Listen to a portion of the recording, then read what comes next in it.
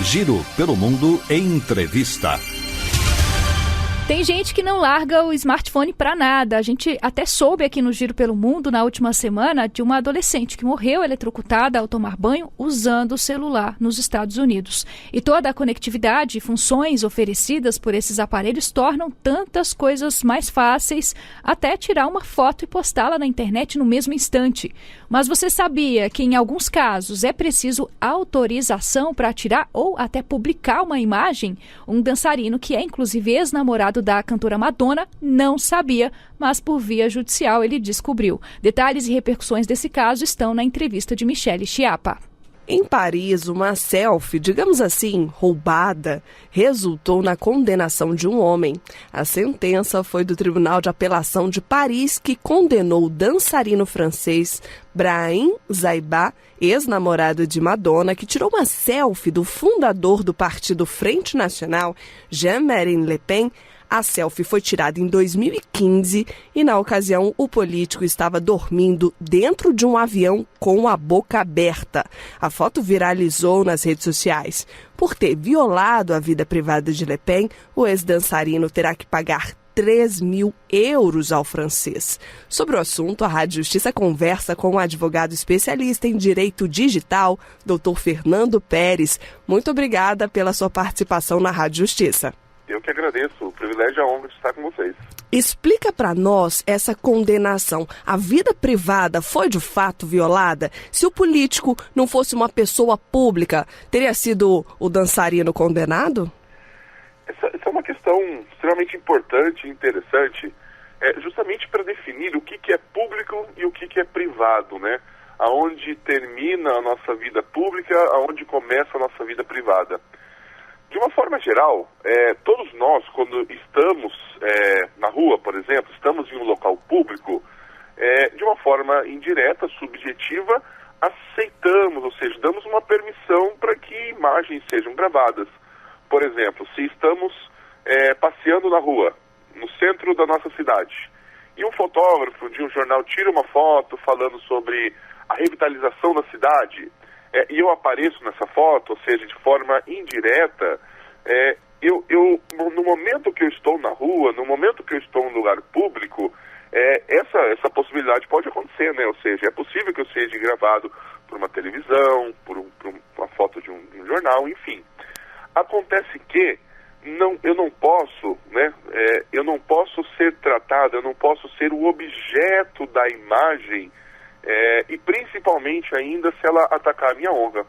No caso de pessoas públicas, é natural que elas devam uma satisfação pelo cargo que exercem, ou seja, se elas estão em um pronunciamento, se elas estão em uma atividade pública, em uma atividade formal, elas podem, ou seja, as pessoas têm o direito de registrarem o momento como para dar publicidade até a própria atividade, a própria ação da pessoa que exerce um cargo público. Ocorre que a nossa Constituição, ela prevê a liberdade de expressão, só que esse direito, que é uma garantia constitucional, não sobrepõe a outro direito que todos nós temos, que é o direito à imagem, direito à privacidade. Temos uma proteção criminal ainda em relação à nossa honra, ou seja, a nossa honra não pode ser agredida sob pena de configurar um crime. Então acontece que todos nós, também as pessoas que ocupam um cargo público de destaque, possuem uma privacidade, possuem um âmbito privado. Então, se a foto é de uma pessoa entrando no avião porque vai cumprir um compromisso público, por exemplo, é um direito de todos os cidadãos, de todas as pessoas, saberem de quais são as atividades. Mas um momento particular, um momento que uma pessoa está descansando, ou ela está comendo, ou ela está no momento privado, esse não pode ser sobrepujado. Então acontece que nós não podemos confundir os atos públicos de uma pessoa com um momento particular, um momento privado. Não é porque determinada pessoa possui um cargo público de destaque, onde ela está em constante, intensa observância, intensa atividade, que ela não vai ter os momentos particulares, e esses momentos devem ser preservados.